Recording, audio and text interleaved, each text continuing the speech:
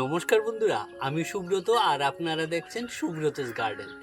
বন্ধুরা, এটি হলো একটি কাটিমন আম গাছ।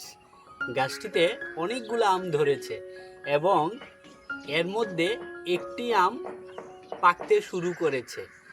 দেখুন কালারটি কি দুর্দান্ত এসেছে, সম্পূর্ণ ইয়েলো কালার হয়ে গেছে।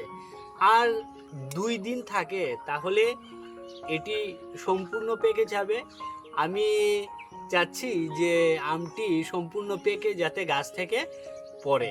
তো বন্ধুরা, এই আমের কি বলবো, এই আমগুলা খেতে খুবই মিষ্টি, এর আটি হয় পাতলা, আমগুলার মধ্যে আঁশের পরিমাণ খুব কম থাকে, ডুয়া প্রকৃতির একটি গাছ এবং যত ধরনের রঙিন আম বলুন, এর মধ্যে সব থেকে যদি মিষ্টি কোনো আম হয় তা হলো এই কাটিমন আম।